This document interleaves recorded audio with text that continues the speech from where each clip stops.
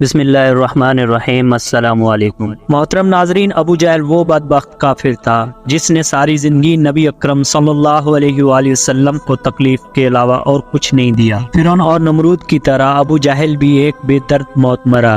حضرت عبد الرحمن بن عوف رضی اللہ عنہ سے مروی ہے، جب جنگ بدر کا میدان لگا ہوا تھا، میرے پاس حضرت معاذ حضرت معوذ انہوں نے مجھ سے دریافت کیا کہ چچا جان، ان لوگوں میں سے ابو جہل کون ہے؟ اور میں نے ان کو ہاتھ کا اشارہ کرتے ہوئے ان کو بتایا کہ وہ ابو جہل ہیں۔ انہوں نے کہا، چچا جان، اس ظالم نے ہمارے نبی اکرم صلی اللہ علیہ وآلہ وسلم کو بہت دکھ اور تکلیف پہنچائی، اس لیے ہم ابو جہل کو نہیں چھوڑیں گے۔ حضرت عبد الرحمن بن عوف رضی اللہ تعالی عنہ فرماتے ہیں کہ جو ہی میں نے ان بچوں کو ابو جہل کا بتایا تو بچے بجلی کی رفتار کے ساتھ ابو جہل کی طرف بھاگے اور انہوں نے ابو جہل پر ایک زوردار ضرب لگائی۔ پھر انہوں نے ابو جہل کے پاؤں پر تلوار کا وار کر کے اس کی ٹانگ تک اکھاڑ کر الگ کر دیا۔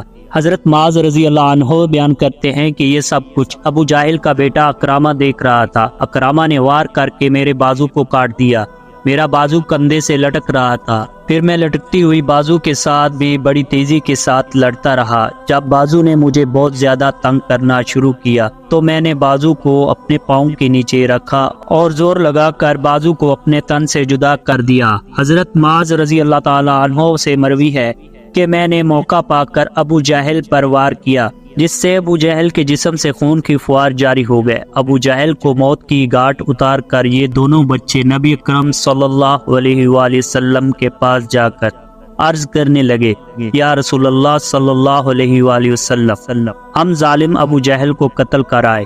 امام طبری نے بیان کیا ہے کہ ابو جہل ابھی بھی قتل نہیں ہوا تھا، بلکہ وہ درد سے چلا رہا تھا، تڑپ تڑپ کر درد سے چلاتی ہوئی موت کا انتظار کر رہا تھا۔ جب جنگ بدر ختم ہوئی تو نبی اکرم صلی اللہ علیہ وآلہ وسلم نے تمام صحابہ کرام کو حکم جاری کیا کہ ابو جہل کو تلاش کیا جائے۔ سب صحابہ کرام ابو جہل کی تلاش میں مگن ہو گئے۔ حضرت عبداللہ بن مسعود رضی اللہ عنہ بھی ان کے اندر شامل تھے۔ نبی اکرم صلی اللہ علیہ وآلہ وسلم نے تمام صحابہ کرام کو ابو جہل کی ایک نشانی بتائی تھی کہ ابو جہل کے گھٹنے پر ایک نشان ہوگا۔ صحابہ کرام نے عرض کیا، یا رسول اللہ، ابو جہل کے گھٹنے پر وہ نشان کس طرح سے آیا تھا؟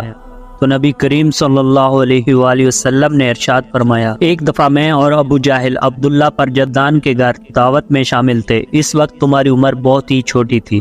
میں نے ابو جہل کو زور سے دھکا دیا، جس کی وجہ سے ابو جہل زمین پر گر پڑا اور ابو جہل کے گھٹنے پر گہرا زخم آ گیا تھا۔ اس کا نشان نہ مٹ سکا اور وہ نشان بالکل باقی رہا۔ حضرت مسعود رضی اللہ تعالی عنہ فرماتے ہیں کہ میں میدان میں ہر لاش کو الٹا الٹا کر دیکھ رہا تھا کہ مجھے ایک جگہ ابو جہل زخمی حالت میں نظر آیا۔ وہ ابھی مرا نہیں تھا بلکہ زندگی کی آخری سانسیں لے رہا تھا۔ اس کے جسم سے خون کی فواریں جاری تھی۔ پھر میں نے نبی کرم صلی اللہ علیہ وآلہ وسلم کی بتائی ہوئی نشانی کو دیکھا تو مجھے یقین ہوا کہ یہی ابو جہل ہے۔ میں نے اس کی گردن پر اپنا پاؤں رکھ کر اس کو زور سے گھسیٹا تو درد کے مارے اس کی چیخ نکل پڑی۔ میں نے ابو جہل سے مخاطب ہو کر کہا، اے خدا کے دشمن، اللہ تبارک تعالیٰ نے تجھ کو ذلیل و خوار کر کے رکھ دیا۔ ابو جہل مجھ سے کہنے لگا کہ اس میں ذلت والی کیا بات ہے؟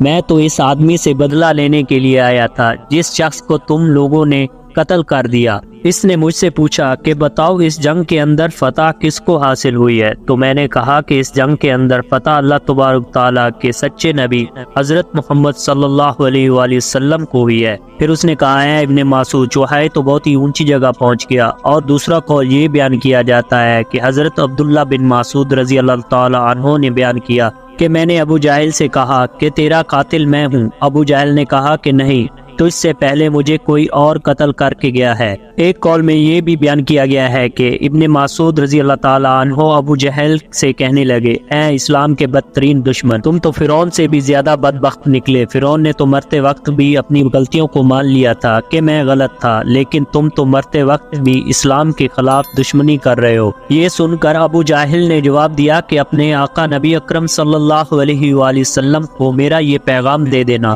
کہ ابو جاہل تو اس دنیا سے چلا گیا ہے، لیکن مجھے پیغام دے گیا ہے کہ نبی اکرم صلی اللہ علیہ وسلم کا سب سے بڑا دشمن میں ہوں۔ ابو جاہل کی زبان سے یہ الفاظ سن کر میں نے اس کا سر اس کے جسم سے جدا کر دیا۔ آپ فرماتے ہیں کہ میں نے اس کا سر جسم سے جدا کر کے نبی اکرم صلی اللہ علیہ وآلہ وسلم کی خدمت میں حاضر ہوا۔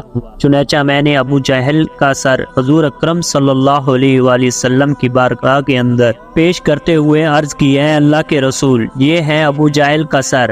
تو نبی کریم صلی اللہ علیہ وآلہ وسلم نے ارشاد فرمایا، قسم ہے اس ذات کی جس کی قبضہ قدرت میں میری جان ہے، بے شک یہی ابو جہل کا سر ہے۔ پھر نبی کریم صلی اللہ علیہ وآلہ وسلم نے ابو جہل کے سر کے پاس کھڑے ہو کر فرمایا، ابو جہل اس امت کا سب سے خطرناک اور ظالم فرعون تھا۔ ہر امت میں ایک فرعون ہوتا ہے، جبکہ میری امت کا فرعون ابو جہل ہے۔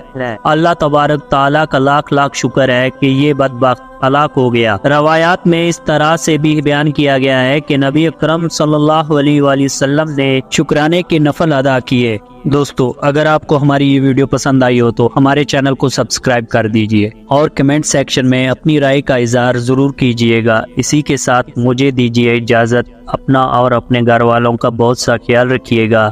اللہ نگہبان۔